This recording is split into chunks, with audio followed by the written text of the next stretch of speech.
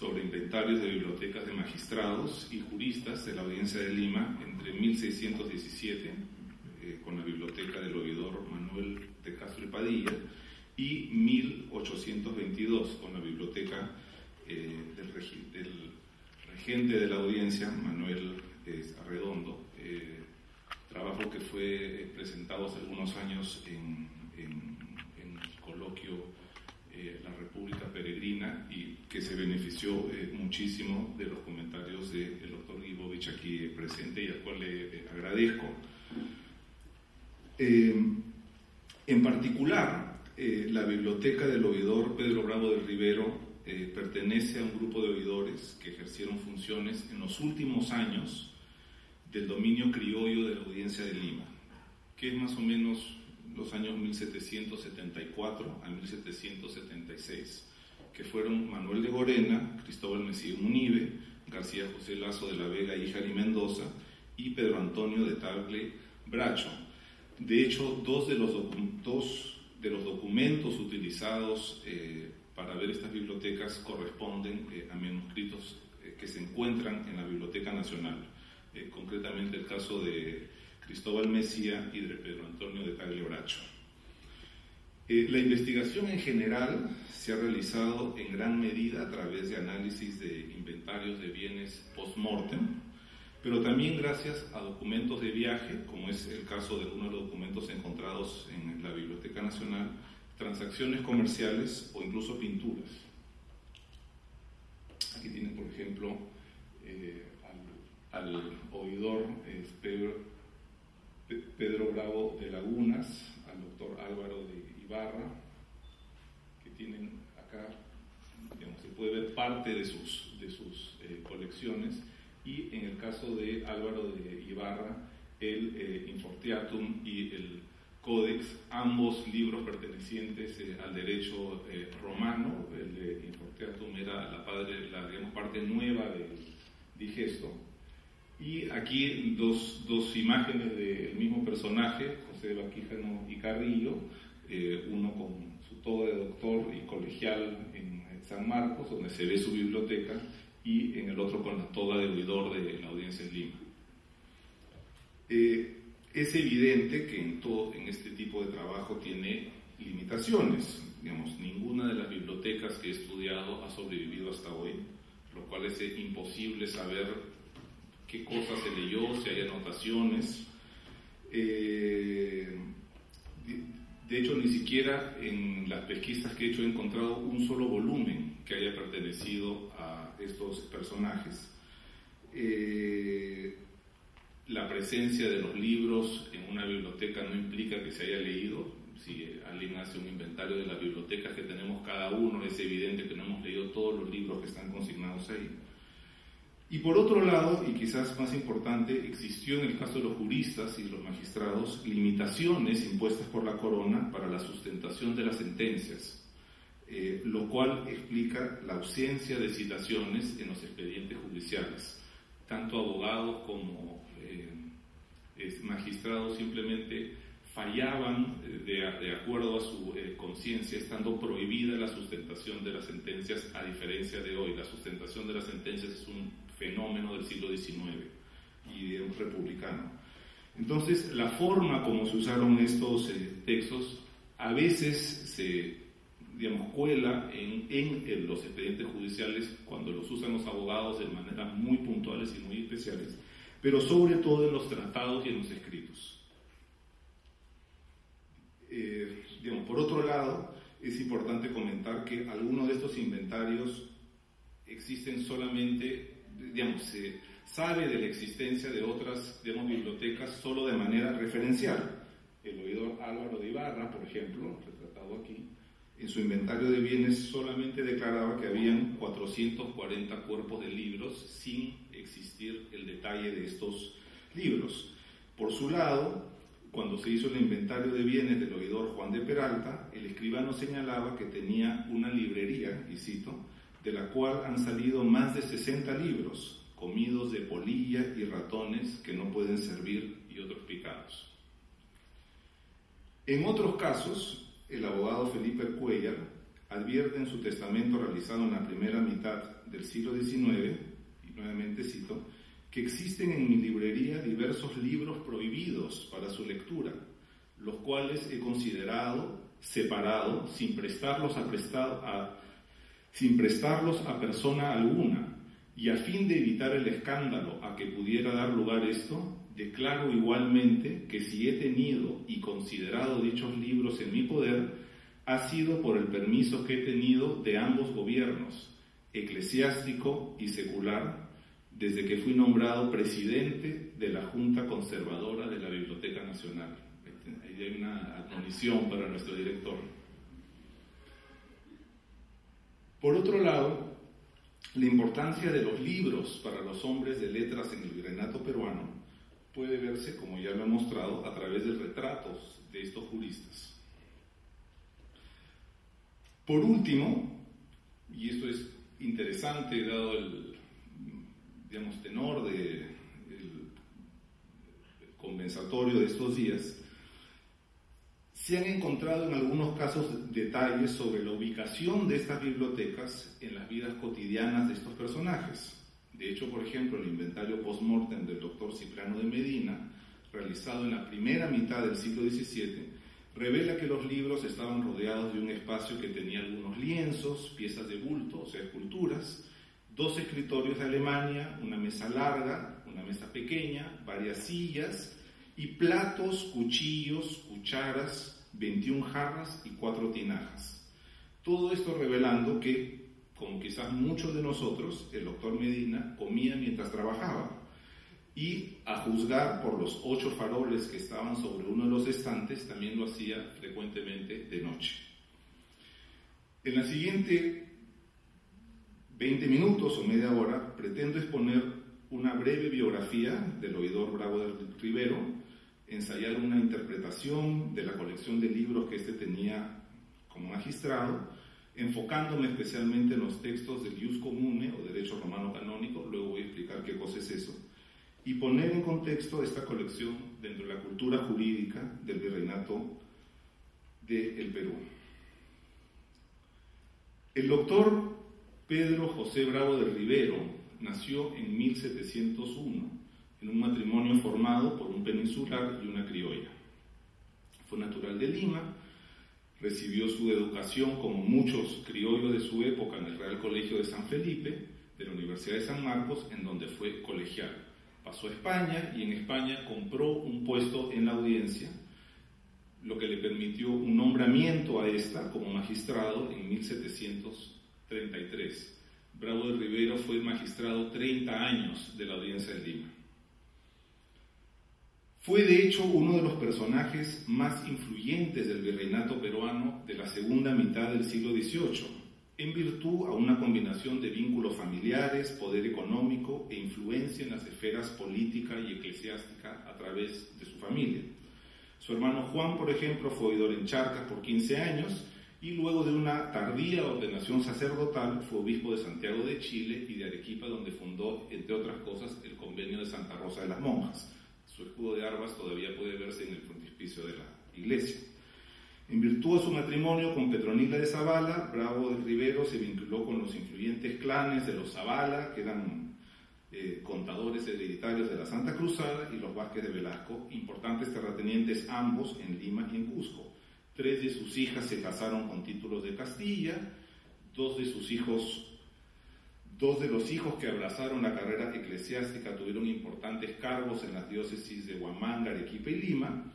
Y en cuanto a los juristas, tenemos aquí, por ejemplo, a Tadeo, que fue regidor perpetuo de la ciudad de Lima y procurador de Lima en Madrid, en donde fue instrumental para obtener privilegios para el Colegio de Abogados de Lima.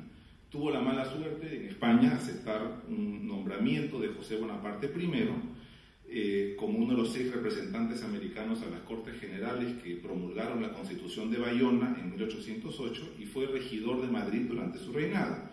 Este hecho lo calificó como afrancesado y perdió todos sus cargos. Aquí lo vemos retratado por Francisco de Goya.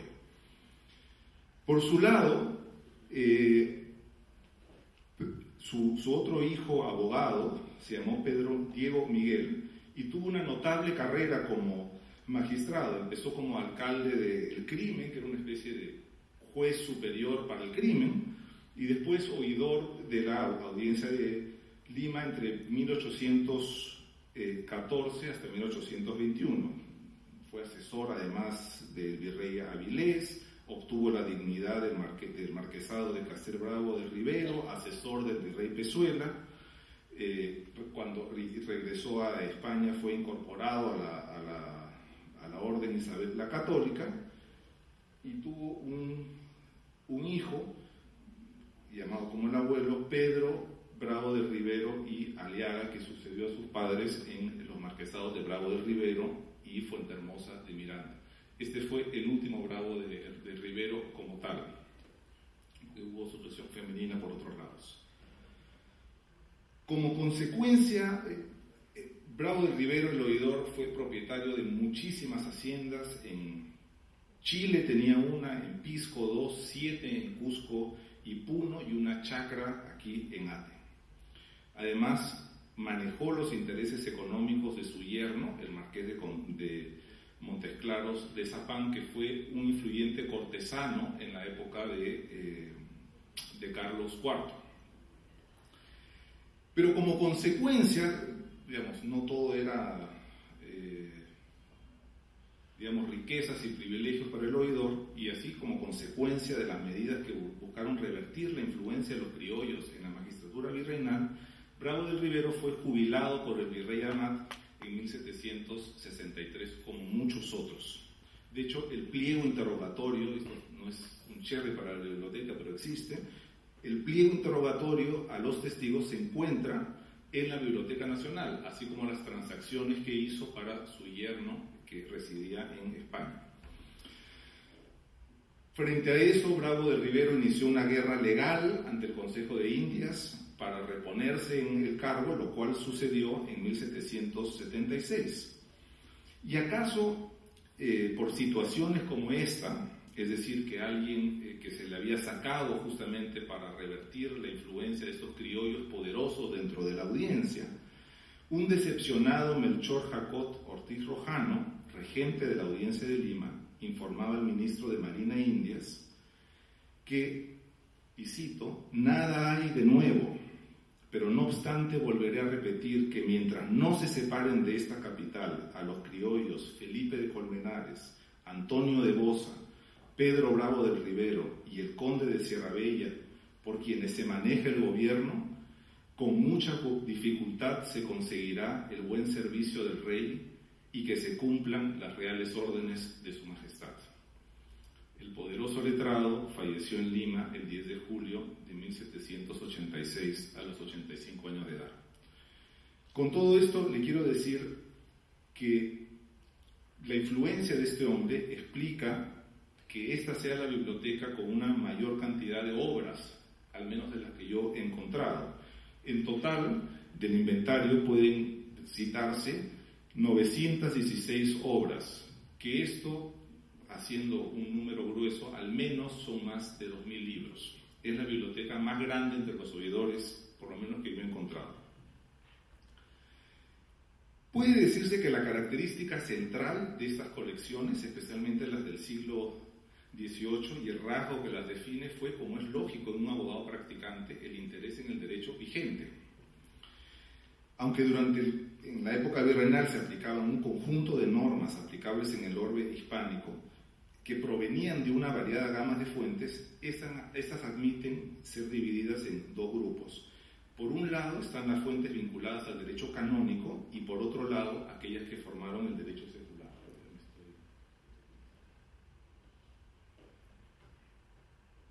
Esta observación parece evidente, pero no lo es. Es decir, es importante entender que el derecho culto, el derecho académico, el que se enseñaba en las universidades, era el contenido únicamente en el Corpus Juris Canonici, es decir, el cuerpo de derecho canónico, y el Corpus Juris Civilis, es decir, el cuerpo civil de los romanos compilado por el emperador Justiniano.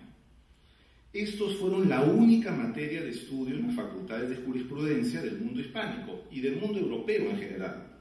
En ese sentido, como sostenía Manuel Antonio Balcarce Velasco en un memorial publicado a inicios del siglo XVIII para promover la fundación de una universidad en Chile, el estudio de los derechos civil romano y canónico era, y cito, de común utilidad y bien público del gobierno y las ciudades y los pueblos, y podía ser aplicado en la asistencia y representación de los procesos judiciales, en los tribunales, en la dirección de las catedrales y en el ejercicio de los oficios y empleos seculares y eclesiásticos.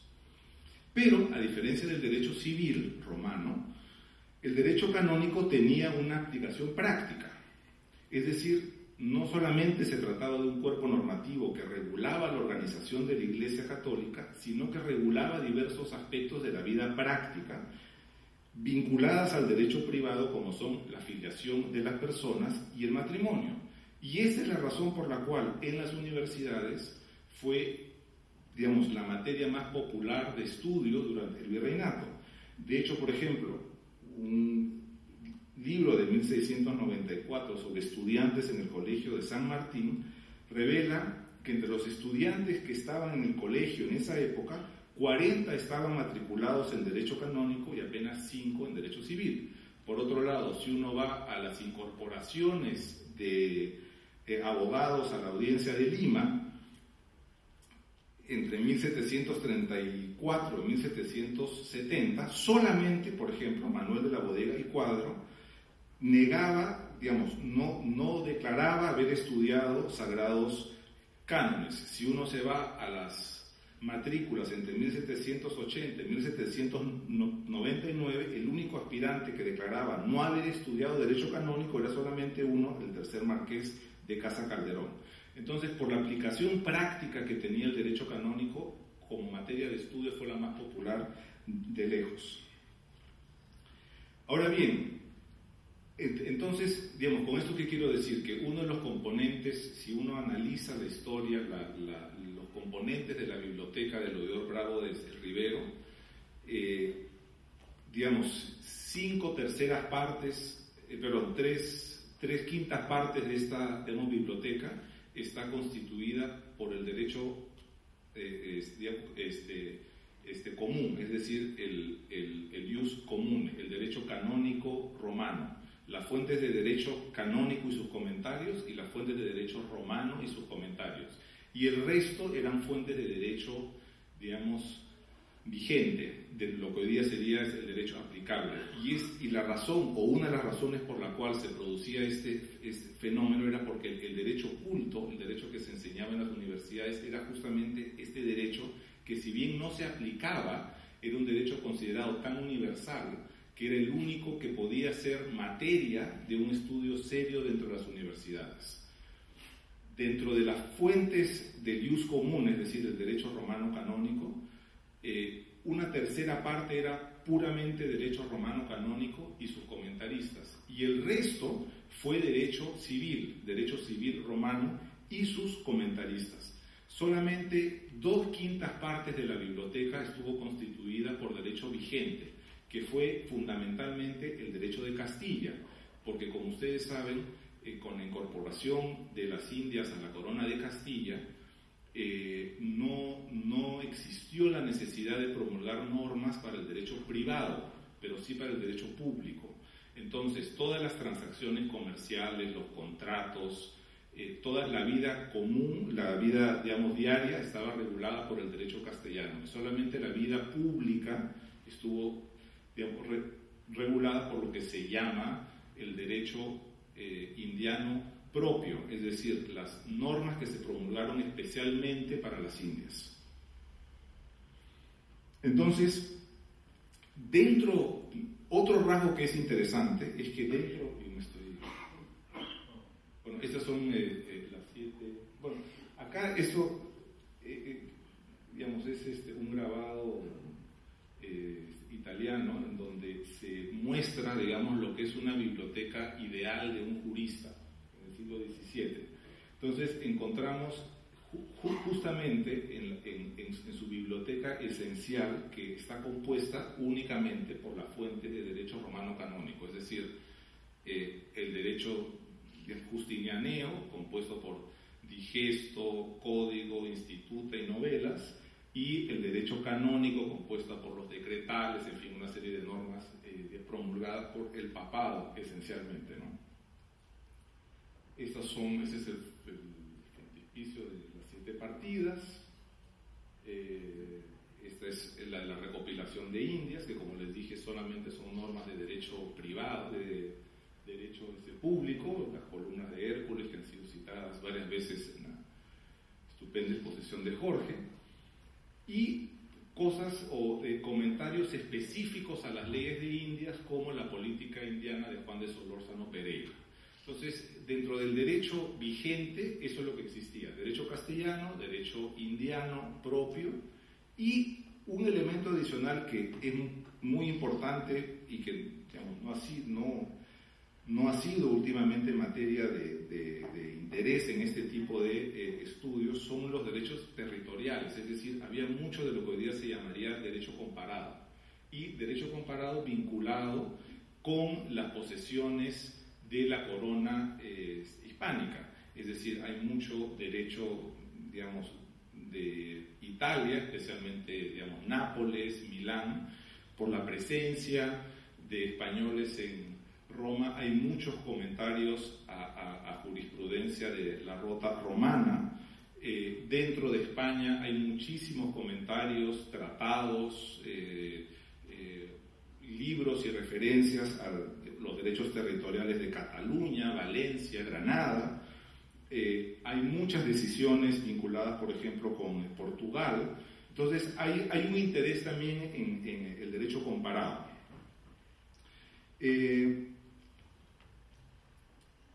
Y, digamos, evidentemente,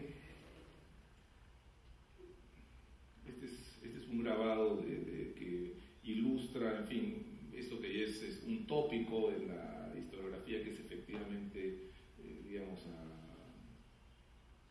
el rey de las Españas rodeado de todos los consejos, ¿no es cierto?, que formaban parte de esta monarquía plurinacional, ¿no? Y esto, digamos, refleja un poco cuál era el interés en un jurista peruano de tener entre sus estantes esta literatura comparada, ¿no? Lo que hoy día sería literatura comparada o, digamos, derecho comparado.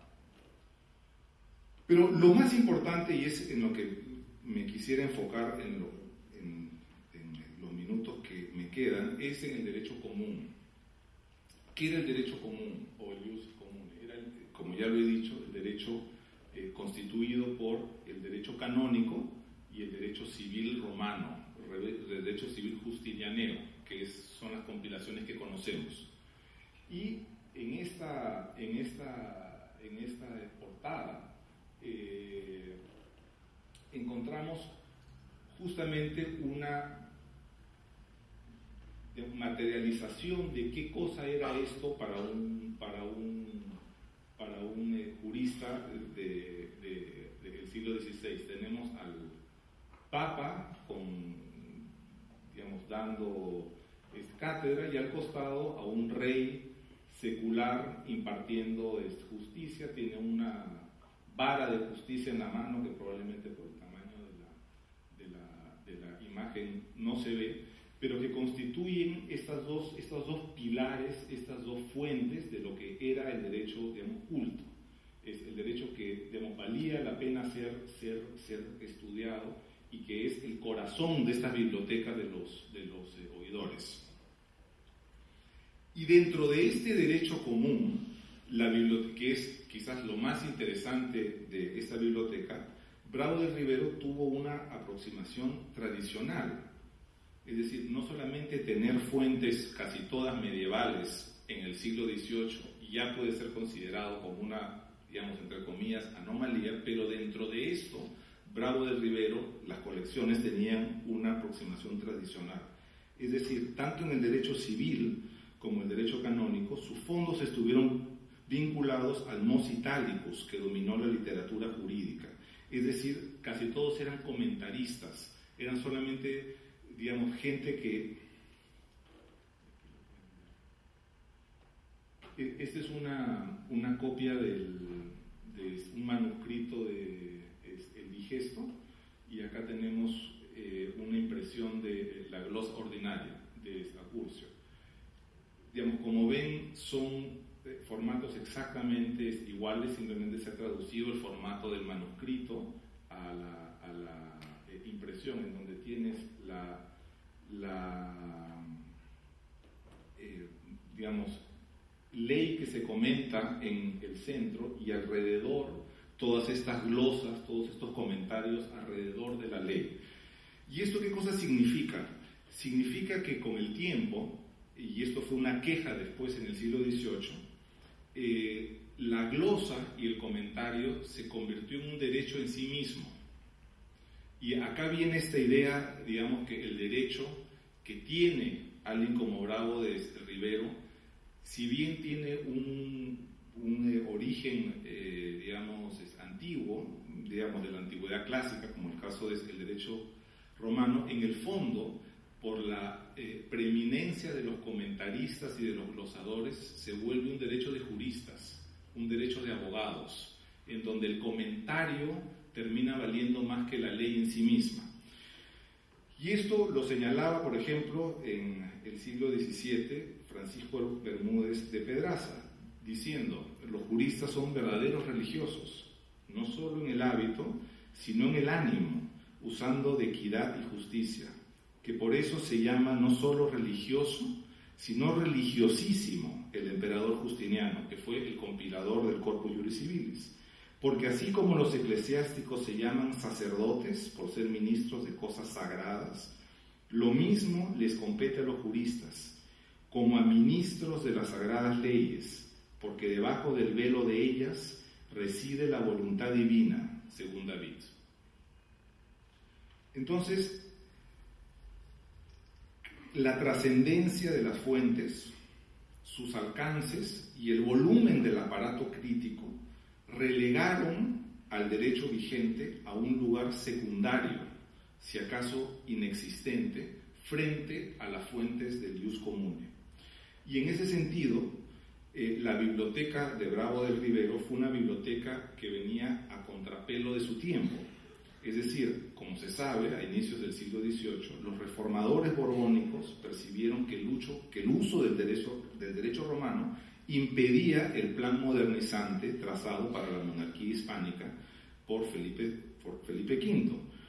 Uno de los autores de este periodo, Tomás Fernández de Mes y Moreno, por ejemplo, sostenía que el solo hecho que las opiniones de glosadores medievales como Bártolo y Baldo fueran más veneradas que las mismas leyes era nefasto y dañino para el sistema legal de la monarquía.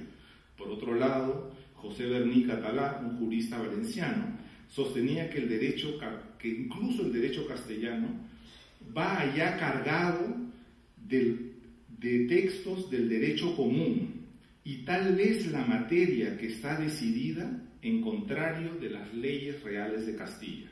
Es decir, el derecho común había tomado literalmente la cultura jurídica de ese tiempo.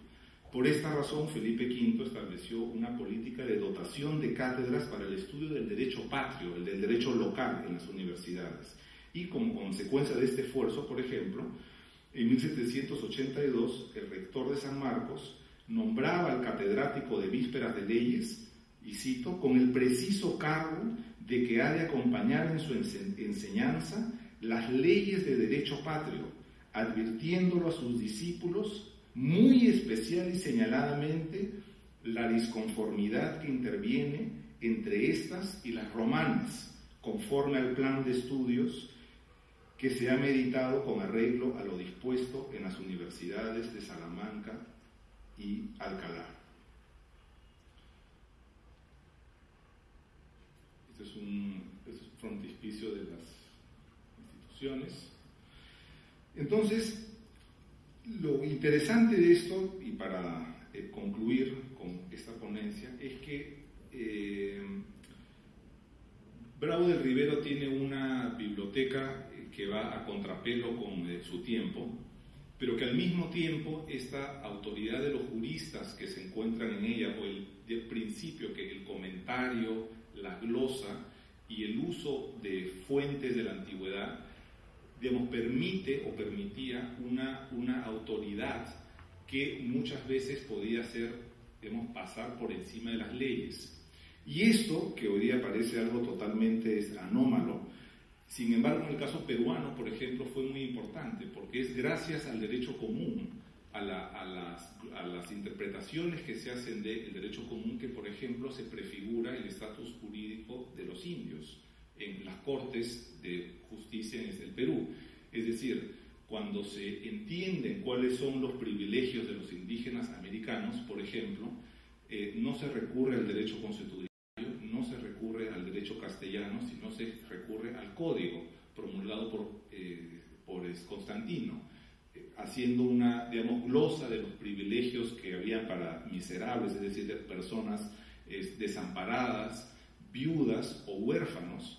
Se construye todo un estatus legal que es efectivamente utilizado en las Cortes de Justicia para generar lo que se llama remedios o instrumentos jurídicos que permitían esta construcción y esta protección del indígena americano. Entonces esa construcción fue obra, digamos, no fue obra de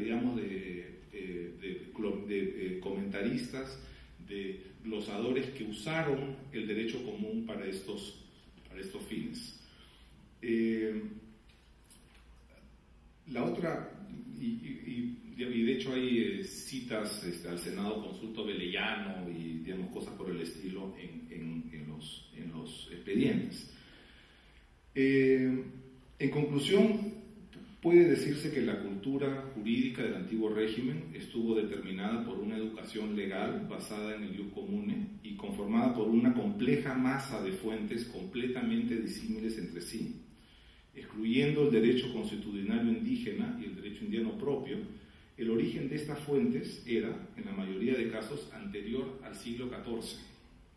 Este hecho en sí mismo explica un fenómeno común a todo el derecho de Occidente hasta el siglo XIX, que es la longevidad de las normas. Asimismo, evidencia la efectividad de los trasplantes legales como una forma subsidiaria a la legislación. Toda esta teoría de Alan Watson, por ejemplo, que el trasplante legal, es decir, el copiar cosas de fuera, es la forma más efectiva de digamos, cambio jurídico. Es decir, del mismo modo que los intelectuales y salons dieron la forma a la República de las Letras del siglo XVIII, el derecho del antiguo régimen tuvo como sustento central la cultura de los abogados, magistrados y legisladores. Que esta cultura estuviese disociada de su contexto temporal y social solo reitera la autonomía del derecho como fenómeno de estudio. Muchas gracias.